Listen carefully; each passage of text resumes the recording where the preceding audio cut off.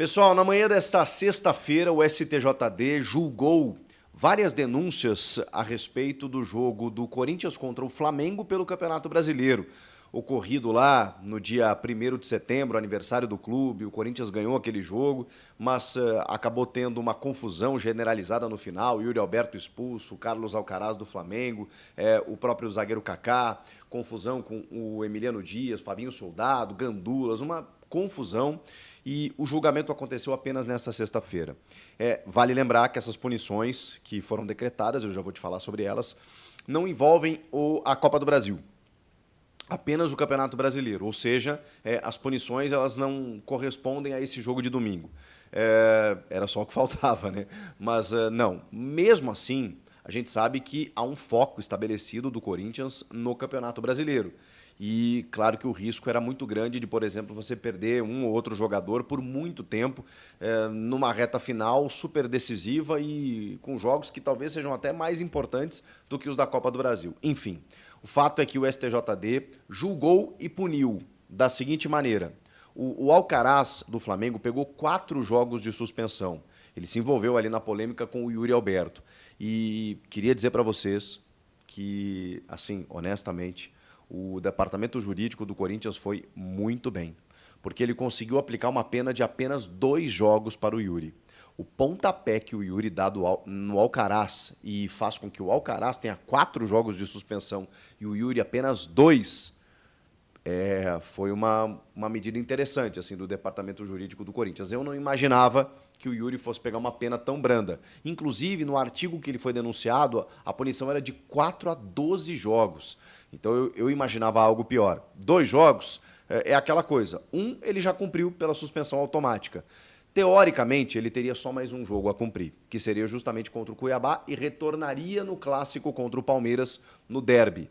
Porém, ele tomou o 3º cartão amarelo diante do Atlético Paranaense, o que indica que ele vai ter que cumprir mais 2 jogos. Ele pegou 2 de punição, ele já cumpriu 1, só que com o 3º cartão amarelo que ele tomou contra o Furacão, ele tem que cumprir mais 1. E mais 1 que ele tem a cumprir pelo STJD, 2 jogos ele fica fora. Cuiabá e Palmeiras.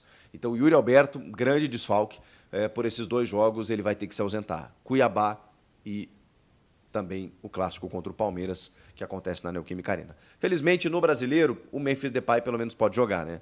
Então aí você tem Thales Magno, Romero, hoje o Corinthians tem um elenco. É claro que o Yuri é o artilheiro do time na temporada, está jogando muita bola, vai fazer falta, mas tem opções. Digamos assim, dos males o menor. O zagueiro Kaká pegou 2 jogos de suspensão. Ele segurou o pescoço do Alcaraz e pegou a mesma punição do Yuri. Por isso que eu estou falando, a punição do Yuri ela não foi tão grave quanto eu imaginava. O Kaká pegou 2 jogos, esse sim, já cumpriu 1, cumpre mais 1 contra o Cuiabá. Esse está fora contra o Cuiabá, mas volta contra o Palmeiras, tá bem? O Emiliano pegou um jogo de suspensão, e isso não interfere nada dentro do time, do jogo. E o Fabinho Soldado, por ofensas na súmula, consideraram ofensas, né? Ele dizer que o Ramon Abate-Abel pica muito o jogo, trava muito o jogo, enfim. Ele pegou 15 dias de suspensão, que foi a pena mínima, né? Ele poderia pegar até 180, pegou 15 jogos de suspensão, vai ficar 2 semanas aí sem frequentar o estádio no dia do jogo, aquela coisa toda, sem poder dar entrevistas. Não vai fazer muita diferença. Outros 2 gandulas acabaram suspensos também com 20 dias de suspensão e ainda teve algumas multas aí pecuniárias, né, de dinheiro nesse julgamento do STJD. O que mais, acho que mais importa, né, é a punição do Yuri, que somada ao 3º cartão vai fazer com que ele se ausente mais 2 jogos, e a do Kaká também, 2 jogos, já cumpriu 1 apenas contra o Cuiabá, ele está fora. Essas as informações relacionadas ao STJD. Agora, tem uma informação muito importante nessa sexta-feira que diz respeito ao encontro que aconteceu entre Caixa Econômica Federal, a diretoria do Corinthians, a cúpula da diretoria corintiana e representantes da Gaviões da Fiel, assinando um protocolo de intenções para que a Fiel Torcida possa pagar a dívida do estádio. Olha, cara, isso é surreal, isso é maluco. Eu vejo pelo aspecto positivo, sim. É claro que a gente pode pensar pelo lado de que, poxa vida, os dirigentes eles fazem as suas bobagens, né, as suas barberagens, e sobra para o torcedor poder pagar. Mas eu vou ver pelo outro lado, sim, porque essa relação do Corinthians com a Neoquímica Arena é uma relação já construída. Eu vivo isso lá com a Arena do Grêmio, né? O Estádio Olímpico era um estádio fantástico. O Corinthians viveu grandes momentos no Pacaembu e até mesmo no Morumbi, tempos atrás. Essa história ela é muito difícil, né? Porque a gente fica nostálgico, né? Claro, os clubes eles constroem também a sua história a partir da sua condição estrutural, dos seus estádios, aquela coisa toda. O Corinthians, quando vai para a Neoquímica Arena, ele ganha um outro patamar de clube e tal. E ao mesmo tempo em que é um estádio fantástico, maravilhoso, quem teve a oportunidade de conhecer sabe do que eu estou falando. É um estádio completamente diferente no Brasil. E até pela sinergia, né, que sempre houve, né, na Fazendinha, no Pacaembu, no Morumbi, qualquer lugar, da torcida com o time. A Neoquímica Arena tem uma acústica, tem uma presença, tem uma supremacia, tem uma conexão, é muito forte, cara, é muito forte. Então essa relação ela já existe, ela está construída, não adianta você demolir o estádio e dizer, não, agora eu não quero mais. Mas, ao mesmo tempo, obviamente, ao longo da história, desses 10 anos aí, foi um calcanhar de Aquiles, porque foi um estádio construído para a abertura da Copa do Mundo em 2014. O Corinthians assumiu essa dívida. Houve um problema, na época, com várias construtoras pelo Brasil que construíram os estádios, entraram na Lava Jato, em regime falimentar. Ficaram vários elefantes brancos e aí o financiamento ficou travado e aí uma hora saiu do BNDES, foi para a Caixa, uma confusão. E o Corinthians assumiu essa dívida para pagar esse estádio a longo prazo. Só que os juros, o juro era tão alto anualmente que o Corinthians não conseguia pagar a dívida e muito do que arrecadava no seu fundo, até porque o Corinthians tinha outras prioridades, né? É um clube que demanda muito dinheiro, né? Então você pegava uma arrecadação, uma bilheteria de 2, 3 milhões de reais, você destinava para esse fundo e mesmo assim esse fundo servia para pagar os juros dessa dívida.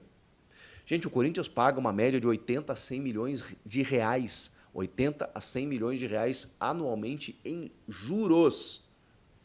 Um financiamento que foi montado lá de 400 milhões de reais na época, em 2014, já está em 710.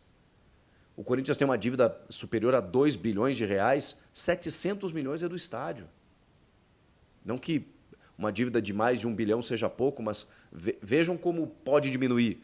E além disso, né, se o Corinthians conseguir quitar esse estádio, ele vai conseguir explorar o estádio da melhor maneira. Ele vai poder arrecadar muito mais. Porque hoje ele não consegue. O estádio não é dele, ele tem que ficar arrecadando para pagar e fica correndo na esteira, né? Você não sai do lugar.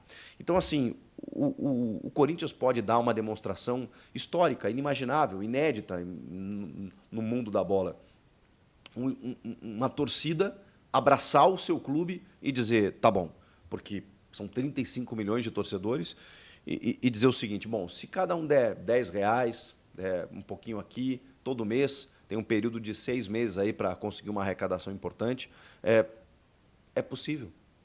Aí vocês imaginem, o torcedor que naturalmente despende um valor do seu orçamento para acompanhar o clube, seja numa assinatura de streaming, seja no ingresso para o jogo, seja para ir para um bar e poder ver a partida e ali ele consome, então, ou para comprar algum produto licenciado, uma camisa, uma bola, um item, qualquer coisa.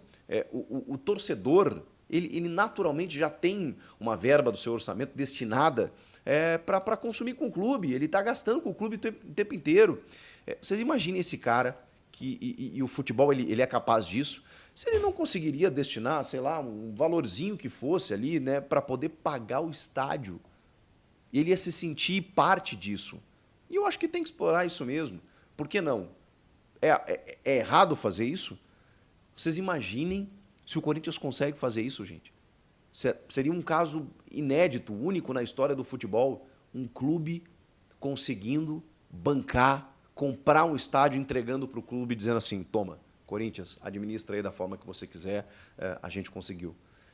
E é claro que o Corinthians vai se envolver nesse processo, não tocando nesse dinheiro, por esse protocolo de intenções, mas também incentivando o torcedor a doar. Daqui a pouco com alguma recompensa, com alguma vantagem, com algum tipo de incentivo, né? Ó, você que doar, daqui a pouco você participa de algum sorteio para frequentar algum camarote ou para ter acesso a alguns jogos, a um tour gratuito e tudo mais. O clube vai se envolver nesse tipo de divulgação e divulgação do tal do Pix, que muita gente quer saber. Como é que vai ser, Chico? Vai ter um Pix? Qual é o Pix? A torcida está louca para ajudar. Então, esse protocolo de intenções ele foi assinado com representantes da Caixa, Gaviões da Fiel, também o presidente Augusto Melo estava presente, né? O diretor jurídico Vinícius Cascone, o presidente da Caixa, o Carlos Antônio Vieira Fernandes, e o Alexandre Padilha, ministro-chefe da Secretaria de Relações Institucionais da Presidência da República. Tudo isso para que o Corinthians consiga, na primeira quinzena de novembro, destinar um Pix que vai receber toda essa verba, todo esse valor. Claro que vai ter uma preocupação com golpistas, né? Isso é muito comum. Daqui a pouco os caras vão mudar uma letrinha, um número lá e vão começar a divulgar em páginas. O torcedor daqui a pouco pode ser enganado, destinar um Pix para um valor que não é o fim ideal, o objetivo ideal. Então, tudo isso tem que ser muito bem formulado, cuidado, divulgado, mas o primeiro passo foi dado nessa assinatura que rolou e, com isso, o torcedor do Corinthians vai poder doar. A expectativa é que, com 35 milhões de torcedores, haja uma arrecadação, num período de 6 meses, de 500 a 700 milhões de reais. Você acha impossível? Eu não duvido da Fiel. Eu acho que, inclusive, esse número vai bater um recorde antes mesmo dos 6 meses. De novo, poxa, uma dívida que não foi feita pelo povo, não foi feita pela torcida. Por que a torcida agora tem que arcar? A torcida não tem que arcar, mas a gente está diante de um impasse, de uma bola de neve em que o clube não consegue resolver. E o torcedor, ele sabe que se isso for resolvido, primeiro, mexe com uma autoestima do próprio torcedor, que vai poder bater de frente com outros torcedores, rivais, e dizer, não, esse estádio é nosso, inclusive, nós ajudamos a conquistar, tá? Esse é o primeiro ponto. Segundo, a partir daí, o clube vai conseguir resolver esse pepino, esse problema, esse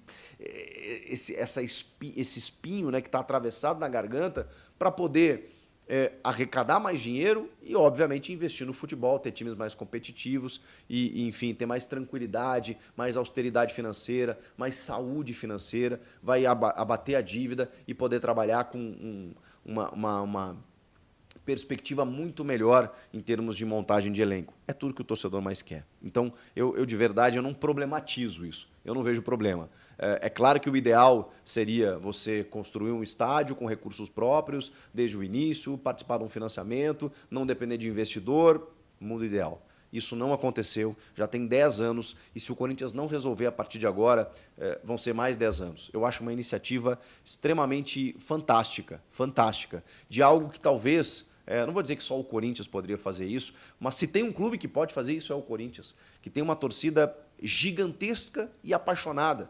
Não é apenas uma torcida gigante, é uma torcida gigante e engajada. Então é por isso que a Gaviões da Fiel, a principal organizada do clube, juntamente com a presidência, juntamente com a presidência da Caixa, eles entendem como possível, como viável, de que a torcida pode sim ajudar o Corinthians a quitar o seu estádio.